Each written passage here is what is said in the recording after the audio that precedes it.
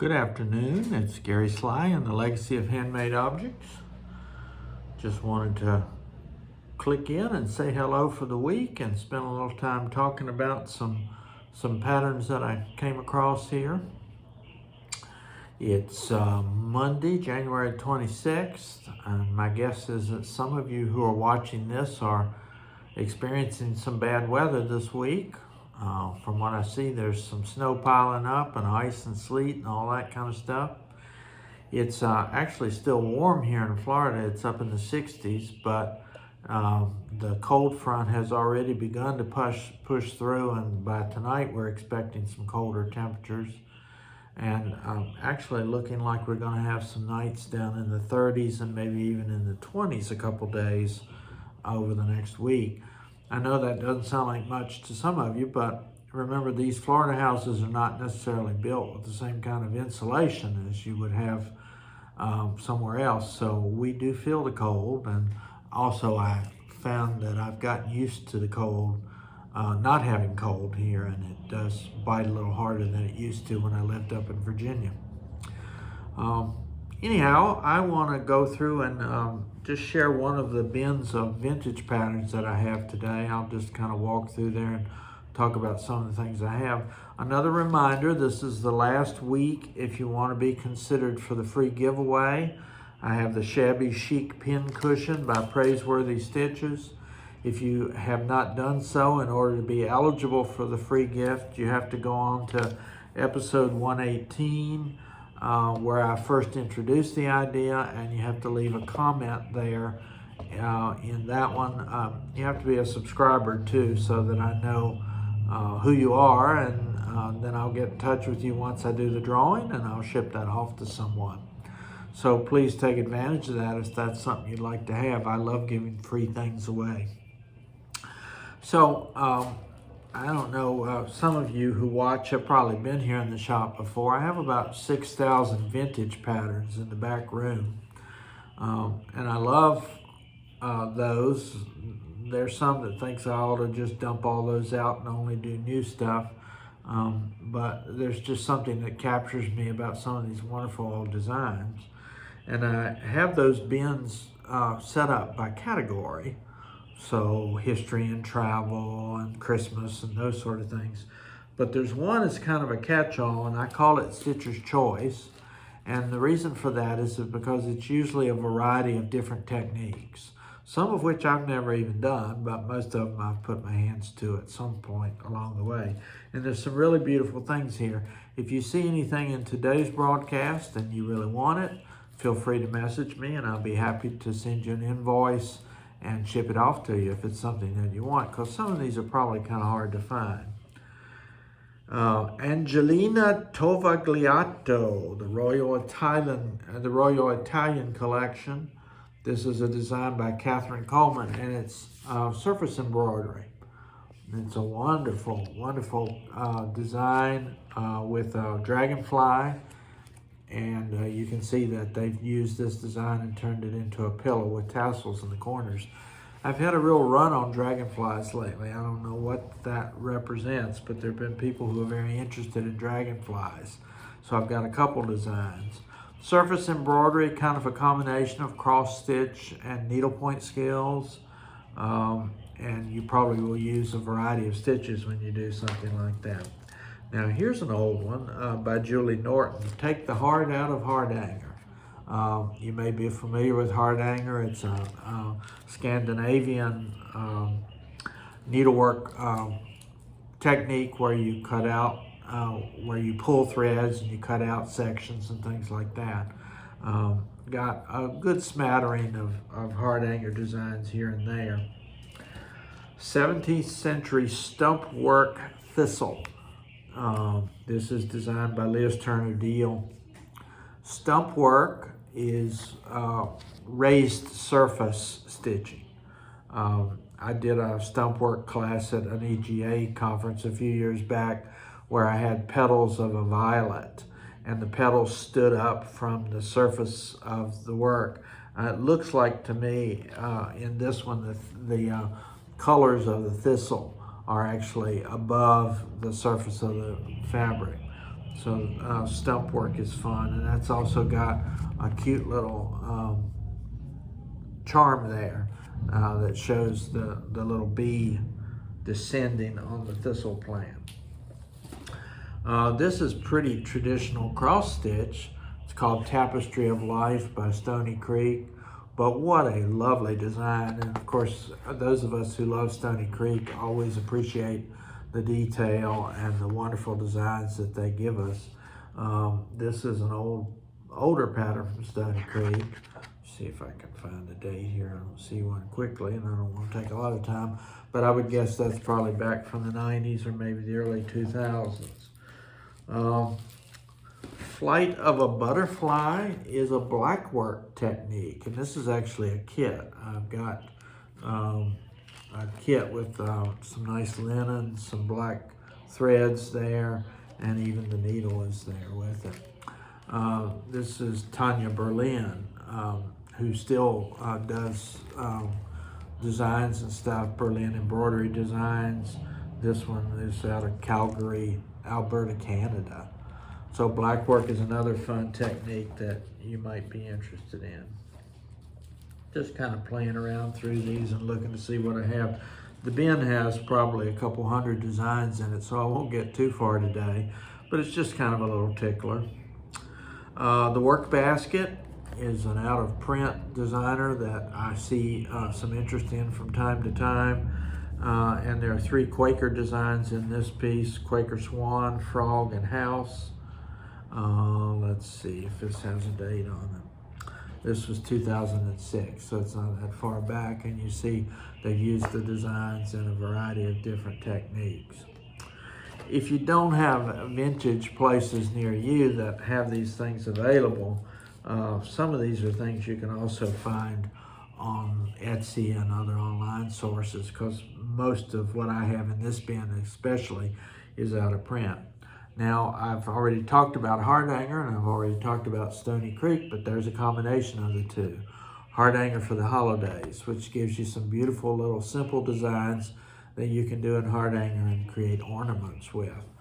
I've had a class or two in Hardanger, and if you look back in my videos, I did an interview with my friend Carol Kniepkamp, who's an expert in Hardanger, and so it's a really fun technique to take a look at.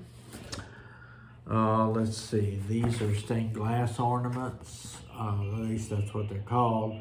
These are done on perforated paper, and pretty much you're talking surface embroidery here, kind of needlepoint. Let me just go back to the back, because there's some other fun stuff in this bin as well. White work, or Schwalm work, as you will sometimes hear it called, originates in Europe. Most of what I'm familiar with comes out of Germany.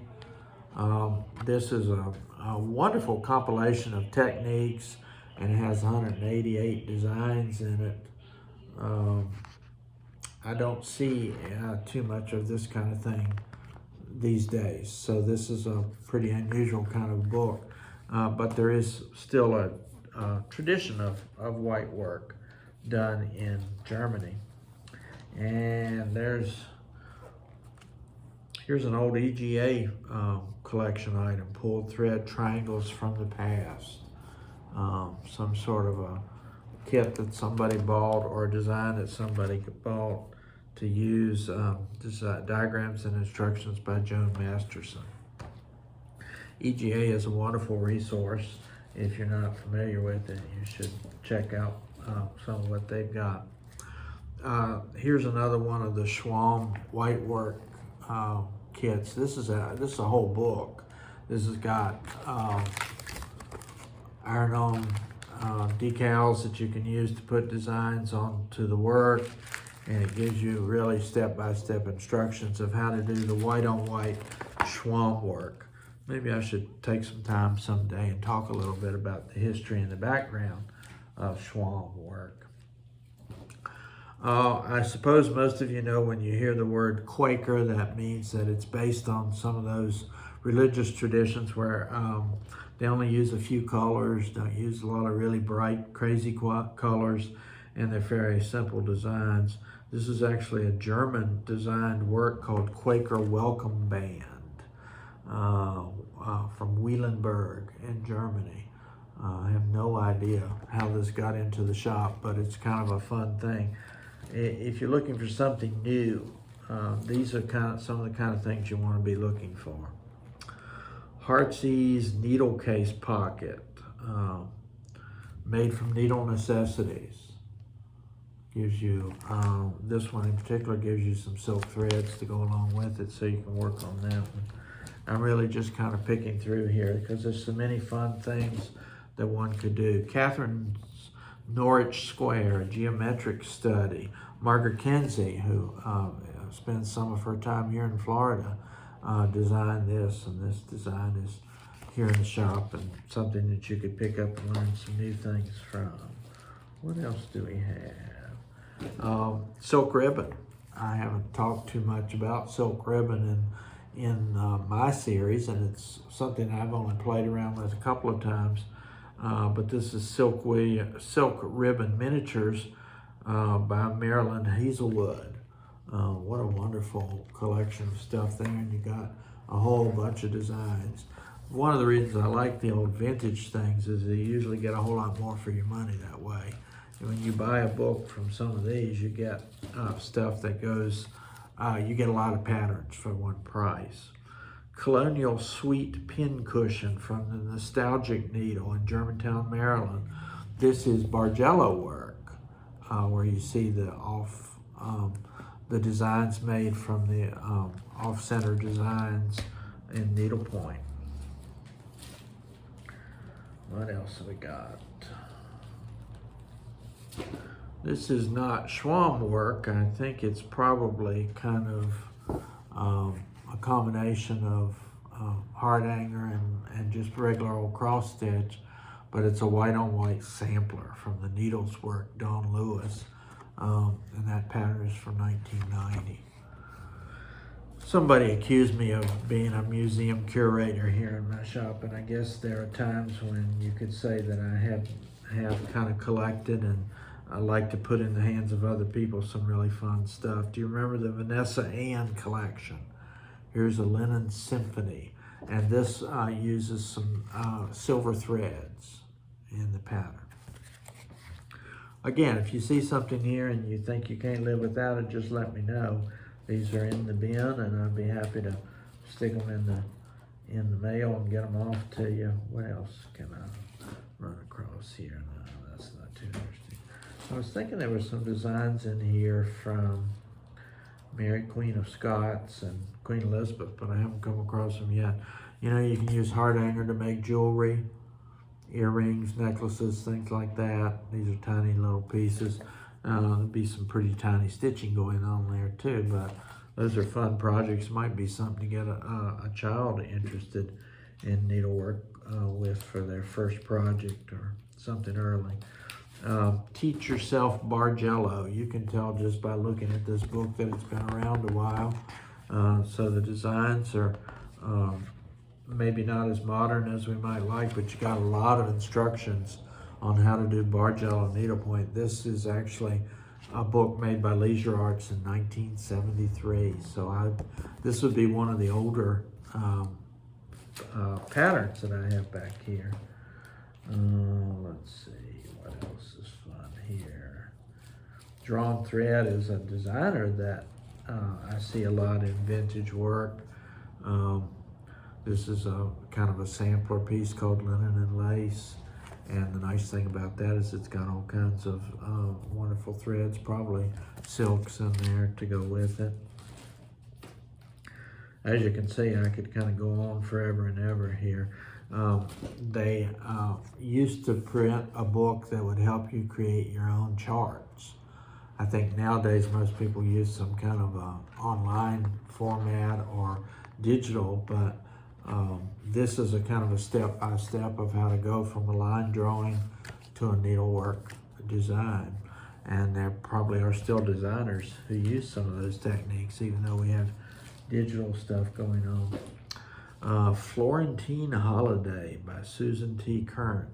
I'd call this a combination of surface work, Bargello, kind of cross stitch, that kind of stuff.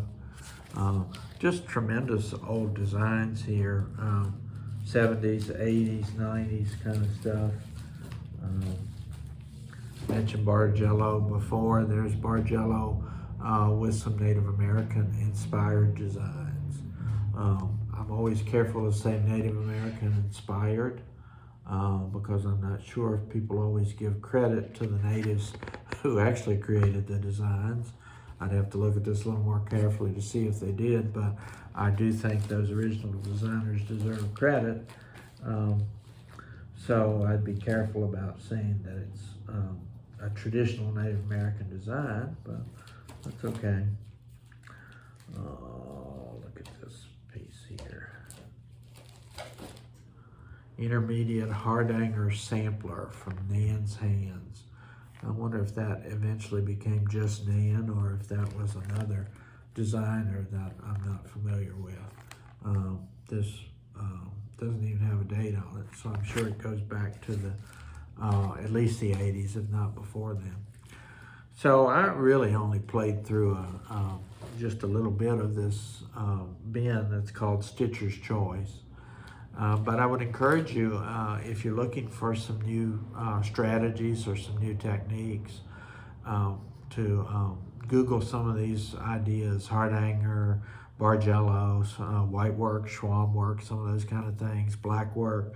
See what they are, learn a little bit more about them, and maybe pick it up and play with it some. Stump work, as I mentioned before. We don't want these techniques to die out, and there's still people doing them. There's still people who are experts in them at this point. But if the rest of us don't pick them up and at least give them a try, they're not going to survive. So that's going to end up things for January. We'll be heading into a new month soon, and probably the cold temperatures will continue on here for another week or 10 days. I know we're looking, as I said before, towards some cold weather here in Florida. So I hope you're warm and safe where you are. Please be careful. If you have to go out, please be safe. As always, this is Gary Sly and the Legacy of Handmade Objects.